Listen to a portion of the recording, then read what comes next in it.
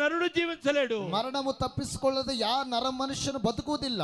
ఈ రోజు నువ్వు చేసినా చనిపోతా, చేయకపోయినా చనిపోతా. ಈ ದಿನ ಮಾಡಿದ್ರು ಸತ್ತೋಗ್ತೀಯ, ಮಾಡದಿದ್ರು ಕೂಡ ಸತ್ತೋಗ್ಬಿಡ್ತೀಯ. మరణానికి నేను భయపడను అని చెప్పి, ಆದರೆ ಮರಣಕ್ಕೆ ನಾನು ಭಯಪಡೋದಿಲ್ಲ ಅಂತ ಹೇಳಿದ್ರು.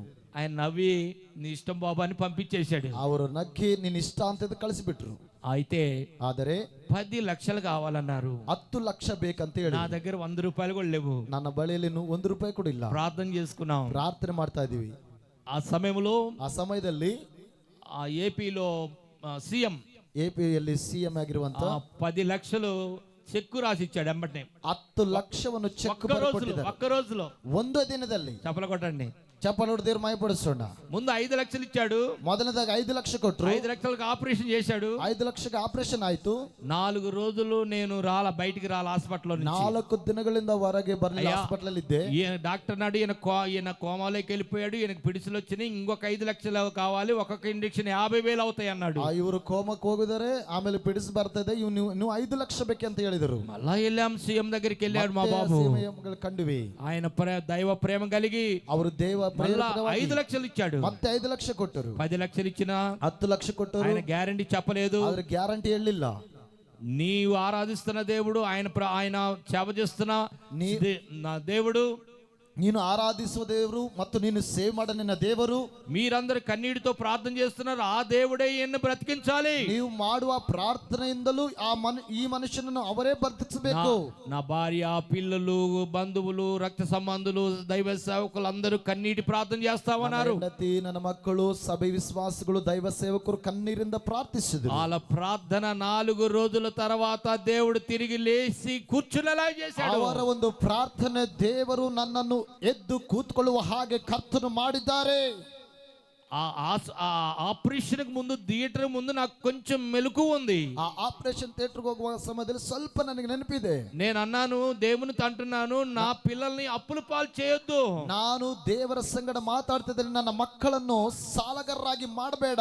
అయ్యా, నువ్వు అప్పుల పాలు చేయవు, కానీ నా బిడ్డలు ఏమంటారంటే, మా నాన్న సేవ చేస్తూ మమ్మల్ని అప్పుల పాలు చేసి చనిపోయాడని వాళ్ళు బాధపడతారు. ನೀನು ಸಾಲಗಾರರಾಗಿ ಮಾಡುವುದಿಲ್ಲ, ಆದರೆ ನನ್ನ ಮಕ್ಕಳು ನಮ್ಮಪ್ಪ ಸಾಲಗಾರನಾಗಿ ಮಾಡಿ ಹೋಗಿ ಸತ್ತು ಹೋಗ್ಬಿಟ್ಟಿದ್ರು ಅಂತ ಅನ್ನುತ್ತಾರಲ್ಲ. అయ్యా, అట్లా వద్దయ్యా.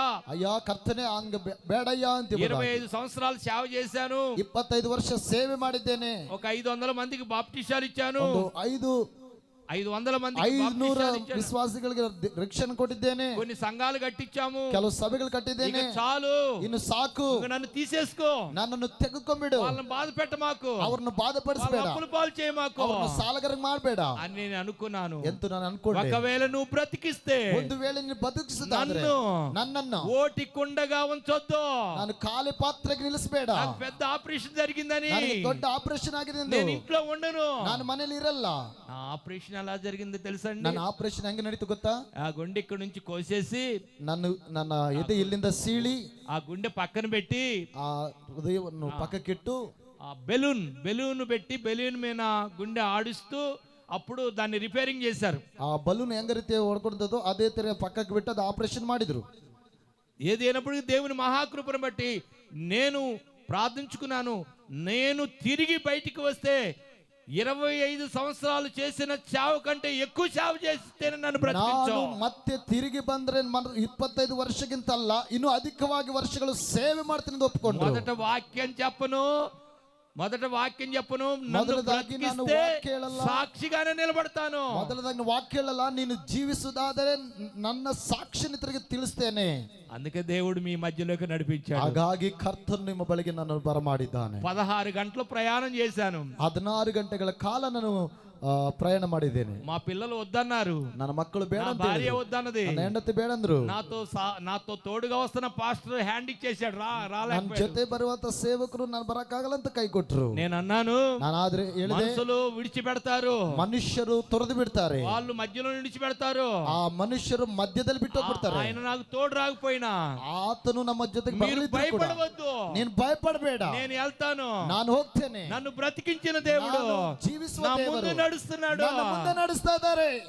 ఇప్పుడు దాకా కూడా ఫోన్ చేస్తున్నారు మా పిల్లలు, ఈగవరకు కూడా ఫోన్ ಮಾಡ್ತಾನೆ ಇದ್ದಾರೆ ಮಕ್ಕಳು. నాకు మీకంటే ఎక్కువ ప్రేమించే వాళ్ళు ఉన్నారు, ನಿಮಗಿಂತಲೂ ಹೆಚ್ಚು ಪ್ರೀತಿಸುವವರಿದ್ದಾರೆ. మా ఏ దాస్ గారు ఉన్నారు, నాకు ಆ ಪಾಸ್ಟರ್ ಇದ್ದಾರೆ.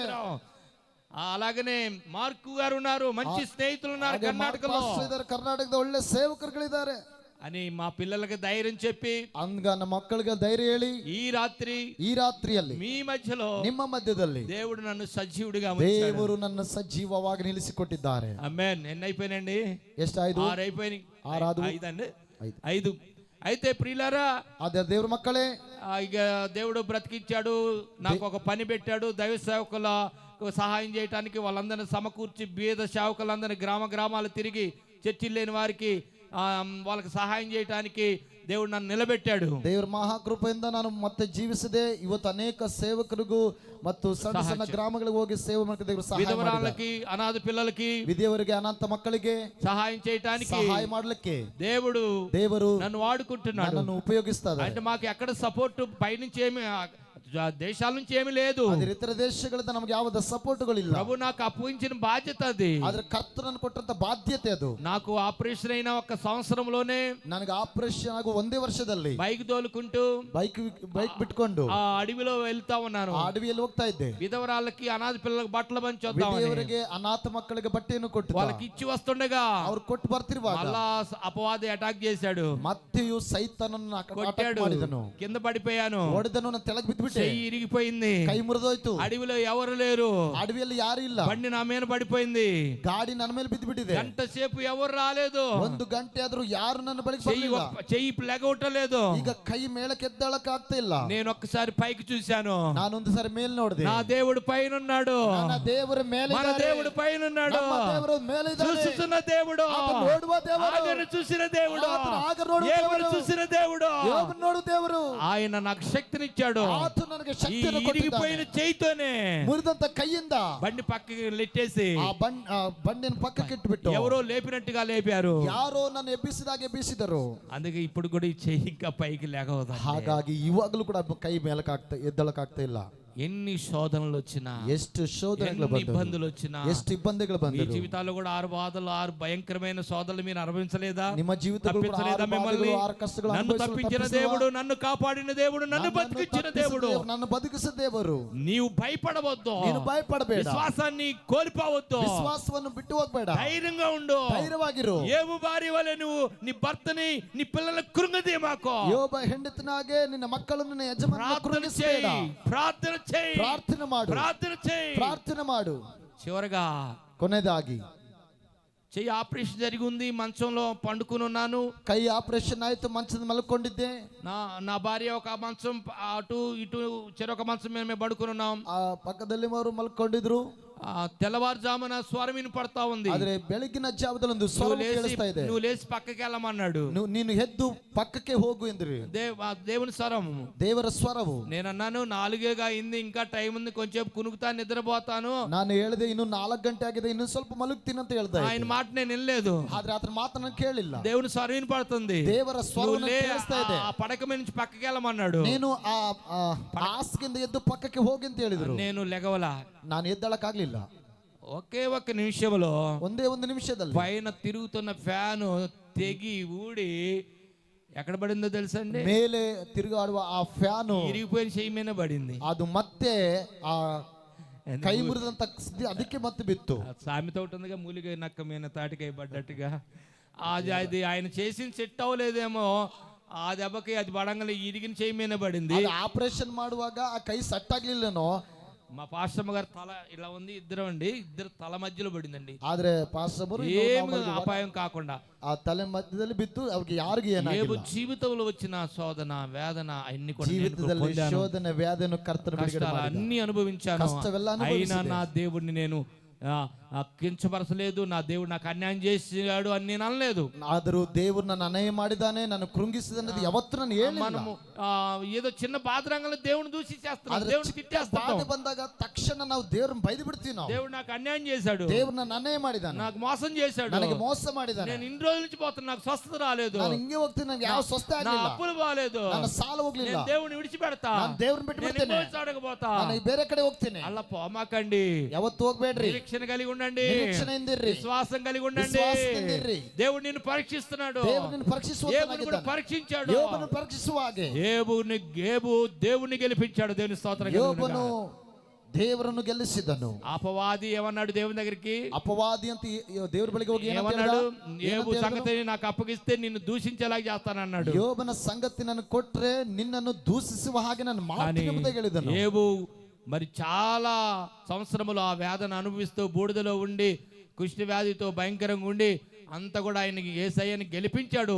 ಆದ್ರೆ ಯೋಬನು ಅಂತ ಸ್ಥಿತಿಯಲ್ಲಿ ಬಹಳ ಮರಣಕದ ಸ್ಥಿತಿಯಲ್ಲಿದ್ರು ಕೂಡ ದೇವರ ನಾಮವನ್ನು ಮಹಿಪಡಿಸ್ತಾ ಇದ್ದ. అంతా అయిపోయిన తర్వాత చివరి క్షణంలో ఆయన కూడా దేవుణ్ణి దూషించడం మొదలు పెట్టాడు. ಆ ಎಲ್ಲ ಆದಮೇಲೆ ಕೊನೆಯ ಕಾಲದಲ್ಲಿ ಕೂಡ ದೇವರನ್ನು ದೂಷಿಸಕ್ಕೆ ಪ್ರಾರಂಭಿಸಿದ. పుట్టకపోతే బాగుండేది, నాకు ఇదెందుకు ಚೆನ್ನಾಗಿರೋದು ಅಂತ ಹೇಳ್ತಾ ಇದ್ದ. దేవుని మీద నిట్టూరం చేస్తూ ఉన్నాడు. ದೇವರನ್ನು ನಿಂದೆಗಳನ್ನು ಹಾಕ್ತಾ ಇದ್ದ. బాధపడుతూ ఎందుకు నన్ను సృష్టించు, ఆ తల్లి గర్భంలో పిండంగా ఉంటే పడిపోయేదిగా, ఈ బాధలు ఇవన్నీ నాకెందుకు, ನನಗೆ ఈ బాధలు ಯಾಕೆ బాధపడతా ఉన్నాడు. బహಳ బాధపడతా ఇದ್ದಾನೆ. దేవుడు రోజు ఆయన దగ్గరికి వచ్చాడు. ಒಂದು ದಿನ ದೇವರು ಯೋಬನ ಜೊತೆಗೆ ಬಂದಿದ್ದಾರೆ. ఒక మాట చెబుతా ఉన్నాడు. ಒಂದು ಮಾತು ಹೇಳ್ತಾರೆ, దేవుని ప్రశ్నించేంత వాడివా, దేవుని మీద నింద పెట్టేవాడివా, ದೇವರ ಮೇಲೆ ನಿಂದೆ ಹಾಕುವವನಾ అని ఒక జంతువును చూపిస్తున్నాడు. ಒಂದು ಜಂತುವನ್ನು ದೇವರು ತೋರಿಸ್ತಾರೆ. ఆ జంతువు ఒక చూపించి చదివిస్తాను, ಆ ముగిస్తాను. ಜಂತುವನ್ನು ನೋಡಿ ನಾನು ತೋರಿಸಿ ಮುಗಿಸುವಂತನಾಗಿದ್ದೇನೆ. యోబు గ్రంథము ಯೋಬನ ಗ್ರಂಥ 39వ అధ్యాయాన్ని చదువుదాము. దైవ సేవకులు పెద్దలు ఉన్నారు, సమయాన్ని సారీ ఒక్క నిమిషం, ಒಂದು ನಿಮಿಷ నేను తీస్తాను. ఇక్కడ మనం చూద్దాం ప్రియులారా, 40వ అధ్యాయము, యోబు గ్రంథం 40వ అధ్యాయము 15వ వచనాన్ని చదువుకుందాం. 40 నేను చేసిన నీటి గుర్రమును నువ్వు చూసి ఉన్నావు కదా,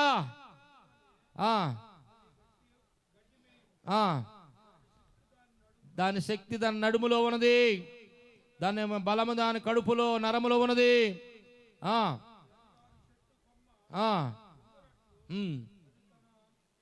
అయితే అది చెప్పాలంటే అది ఏదో ఒక 2 నిమిషాలు 3 నిమిషాలు అయ్యేది కాదు. ప్రభు చిత్తం అయితే మళ్ళీ ప్రభు నన్ను నడిపించినప్పుడు అది ఒక 40-50 నిమిషాలు చెప్పాలి. నీటి గుర్రం తెలుసా మీకు? నీటి గుర్రం తెలుసమ్మా? నీరన్నే నోడిదిరా? నీటి గుర్రం నీరు టీవీలో చూస్తుంటారు కదా, నీరిన కుదిరే. దానికి ఒక పేరు ఉంది, ఖడ్గమృగం అంటారు దాన్ని. ఖడ్గమృగం అంటే వెళ్తారు. ఖడ్గం ఉంటది, టీవీలో వస్తుంటాయి, పెద్ద పెద్దగా నున్నగా బాగా లావుగా ఉంటది. అది బాగా దప్పವಾಗಿ చాలా మంది కూడా నీటి గుర్రం అంటారు దాన్ని.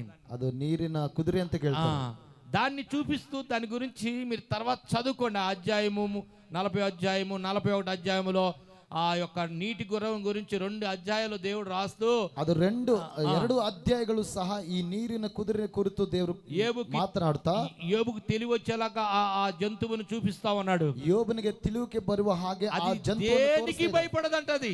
ಅದು ಯಾವುದಕ್ಕೂ ಭಯಪಡೋದಿಲ್ಲ ಅಂತ. దేనికి భయపడదు, ಯಾವುದಕ್ಕೂ ಭಯಪಡಲ್ಲ. ఎందుకంటే దాని శరీరం ఎలా ఉంటదంటే, ಯಾಕಂದ್ರೆ ಅದರ ಶರೀರ ಹೆಂಗಿರ್ತದಂದ್ರೆ సర్వాంగ కవచం లాగా ఉంటదంట. ಸರ್ವಾಂಗದ ಕವಚ ತರ ಇರ್ತದೆ. కవచంలోకి బాకులు దొరుకుతాయా, కత్తులు దొరుకుతాయా? సర్వాంగ కవచದಲ್ಲಿ కత్తిಗಳು ಹೋಗ್ತಾವ, కత్తి నూగుతా.